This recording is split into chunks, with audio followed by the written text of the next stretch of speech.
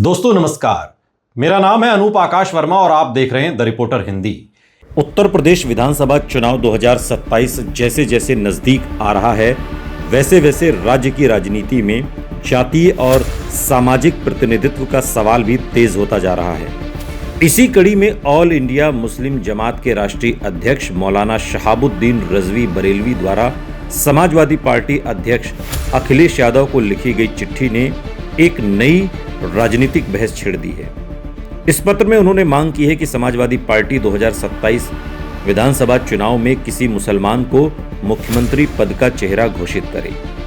उनका तर्क है कि उत्तर प्रदेश में मुसलमानों की आबादी लगभग 19 से 20% के आसपास मानी जाती है। कुछ मुस्लिम संगठनों द्वारा इसे 22% तक बताया जाता है, जबकि यादव समुदाय की आबादी लगभग 8 से 10% के बीच मानी जाती है।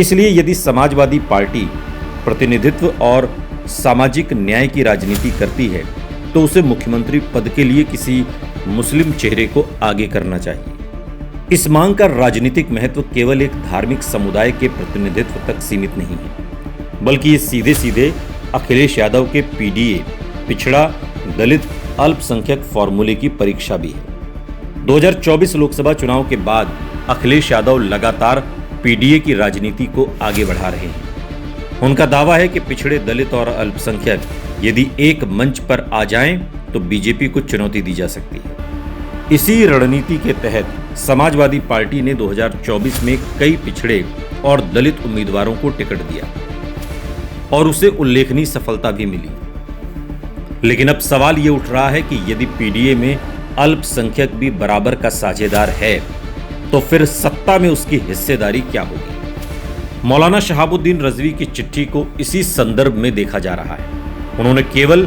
मुख्यमंत्री पद की मांग नहीं की, बल्कि ये भी कहा कि मुसलमानों ने वर्षों तक समाजवादी पार्टी का समर्थन किया है।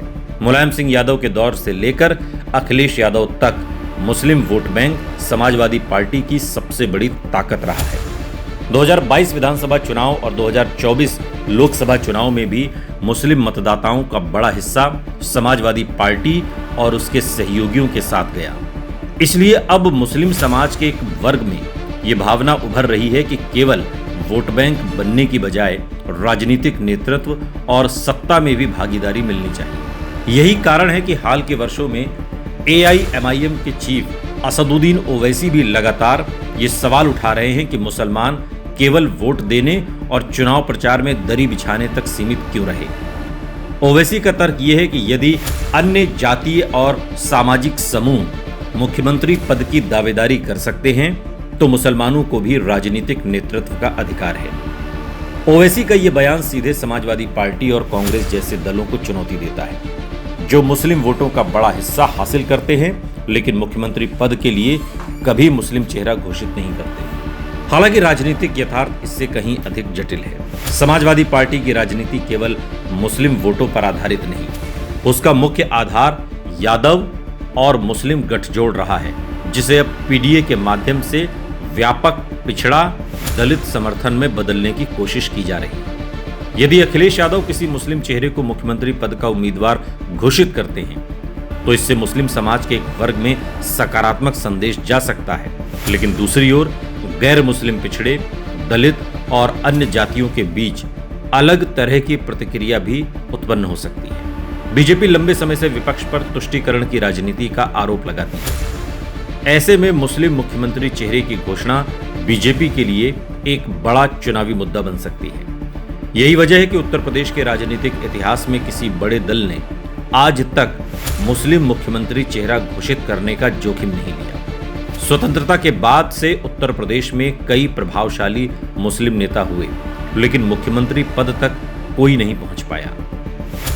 राजनीतिक दल आमतौर पर मुस्लिम समुदाय को टिकट, मंत्री पद और संगठनात्मक जिम्मेदारियों के माध्यम से प्रतिनिधित्व देते रहे हैं, लेकिन मुख्यमंत्री पद को लेकर हमेशा सावधानी बरती गई है। 2027 के चुनावी संदर्भ में देखें तो ये मांग वास्तव में सत्ता में हिस्सेदारी की बहस को सामने ला रही है। मुस्लिम समाज का एक वर्ग अब केवल बीजेपी विरोधी राजनीति से संतुष्ट नहीं दिखता। वो ये भी जानना चाहता है कि यदि विपक्ष सत्ता में आता है तो उसे क्या मिलेगा। यही कारण है कि वोट हमारा, नेतृत्व किसका जैसा सवाल बार बार उठ रहा है। ये केवल समाजवादी पार्टी तक सीमित नहीं है, बल्कि कांग्रेस, आरजेडी और अन्य विपक्षी दलों के सामने भी कमोवेश यही चुनौती रहती है। ग्राउंड जीरो पर स्थिति यह है कि अधिकांश मुस्लिम मतदाता अभी भी बीजेपी को हराने की संभावना रखने वाले उम्मीदवार के साथ जाने की रणनीति अपनाते हैं। 2022 और 2024 में यह रुझान साफ तौर पर दिखाई दिया, लेकिन इसके साथ साथ मुस्लिम युवाओं के बीच राजनीतिक प्रतिनिधित्व की चर्चा भी बढ़ी है। सोशल मीडिया और स्थानीय राजनीतिक मंचों पर यह सवाल अधिक मुखर हुआ है कि क्या मुसलमानों को केवल सुरक्षित वोट बैंक माना जाता रहेगा या उन्हें शीर्ष नेतृत्व में जगह मिलेगी। समाजवादी पार्टी के लिए सबसे बड़ी चुनौती यह है कि मुस्लिम समर्थन को बनाए रखते हुए अन्य सामाजिक समूहों को भी साथ रखना चाहती है। अखिलेश यादव की पूरी रणनीति व्यापक सामाजिक गठबंधन बनाने पर आधारित है। यदि वो किसी एक समुदाय को विशेष प्राथमिकता देते दिखाई देते हैं तो पीडीए का संतुलन बिगड़ सकता है। इसलिए राजनीतिक विश्लेषकों का मानना है कि समाजवादी पार्टी मुस्लिम मुख्यमंत्री की मांग को स्वीकार करने की बजाय प्रतिनिधित्व बढ़ाने, अधिक टिकट देने और संगठन में भागीदारी बढ़ाने जैसे रास्ते अपनाने की कोशिश कर सकती है। बीजेपी के दृष्टिकोण से देखें तो यह बहस उसके लिए राजनीतिक रूप से लाभकारी भी हो सकती है। बीजेपी लंबे समय से हिंदू वोटों के ध्रुवीकरण की राजनीति के जरिए चुनावी लाभ प्राप्त करती रही है। यदि चुनावी विमर्श मुस्लिम मुख्यमंत्री बनाम हिंदुत्व जैसे मुद्दे की ओर जाता है तो बीजेपी इसे अपने पक्ष में इस्तेमाल करने का प्रयास कर सकती है। यही कारण है कि विपक्षी दल इस मुद्दे पर बहुत सावधानी से प्रतिक्रिया देते हैं।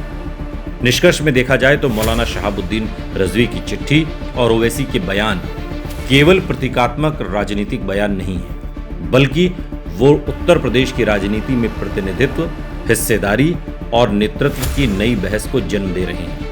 2027 विधानसभा चुनाव में ये मुद्दा कितना बड़ा बनेगा, ये कहना अभी जल्दबाजी है, लेकिन इतना स्पष्ट है कि पीडीए राजनीति के भीतर अब अल्पसंख्यक हिस्सेदारी का सवाल पहले से अधिक मुखर होकर सामने आ रहा है। अखिलेश यादव के सामने चुनौती ये होगी कि वो मुस्लिम समर्थन को बनाए रखें, लेकिन साथ ही अपने व्यापक सामाजिक गठबंधन को भी कमजोर न होने दें। यही संतुलन 2027 के चुनाव में उनकी सबसे बड़ी राजनीतिक परीक्षा साबित हो सकता है।